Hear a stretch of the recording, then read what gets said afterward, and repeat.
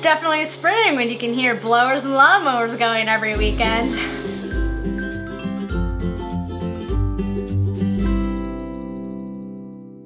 Hello everyone, it is Samantha and I hope you guys are having a lovely Wednesday. We are halfway through the week, so that's pretty damn exciting, but that also means that it is Top 5 Wednesday, and I quite like this week's topic, which is the top 5 books that you think will become future classics.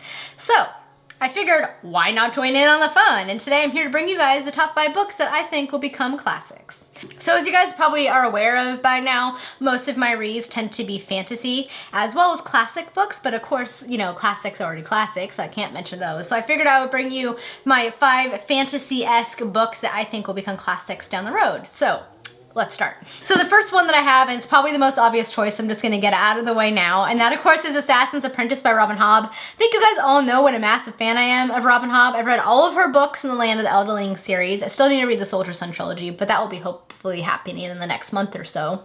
But I love all of her books so much. I got an arc of her very last book and it was so good, and I am still so sad that it is all over. But this is the book that starts it all off. If you guys are curious about starting on her books, the Farseer trilogy is definitely a place to start because all of her books build off of one another. So Assassin's Apprentice is the one that starts this entire adventure, and it is amazing. I call her books kind of fantasy for the literary fiction lover because they tend to be very much character focused, and they definitely explore a lot of social issues and things of that nature. But her books are so good. They also have a lot of adventure in it, and the world that she has created is just fantastic, and it has its own history, and it's very rich in detail, and I adore her books so much for a very good reason. So I definitely think that these will one day become a classic and mainstay in fantasy literature for a very good reason, because I think that she tackles a lot of very interesting things. She makes a lot of what is common in this genre new and fresh, and I absolutely love it. Plus her characters are so well drawn and you feel connected to them, even the ones who are kind of the villains. You just kind of, I don't know, you can just kind of connect and see where everybody's coming from, even if you don't agree with them, and I just love it so much.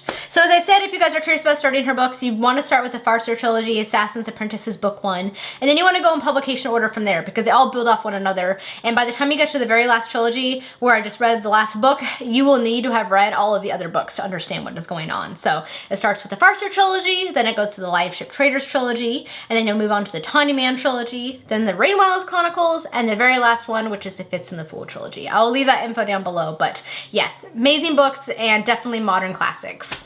The next one is one that I think is already kind of a classic. I think it's already considered a classic, both in its film version as well as in its book version, and that is The Princess Bride by William Goldman. I read this book first when I was 11, and I fell in love with the story.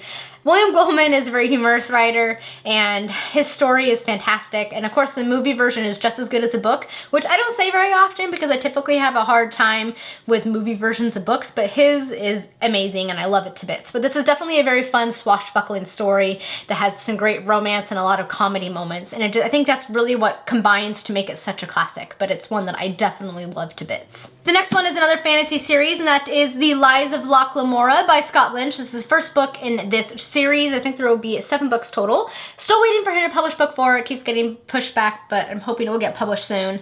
But this series is amazing. It follows kind of a band of thieves called the Gentleman Bastards, but primarily it follows Locke and his best friend Jean, and they have the best friendship. I love their friendship so much, and just the story, the way that he tells it is very clever. It kind of fools you a little bit. Kind of what you think is going to happen isn't what ends up happening, and it's just really, really fun, and it's also full of a lot of humor. And the way that he just narrates his story, you have all of these loose ends as the story is going on. You're like, how are you going to tie this up at the end? And then he does. Amazingly, he does. And all of his first 3 books that he has out, he kind of like sets out this plot and what this band of thieves is doing, and then he wraps it all up at the end with some like surprises, and it's fantastic and I love it, and I can definitely see this becoming something very big, particularly as the next books get published in the series. I believe it's either rumored or has already occurred where this has actually already been optioned for a television show. I'm not sure if it's official or if it's just rumored, but it would definitely make a great series. I could definitely see this becoming the next Game of Thrones,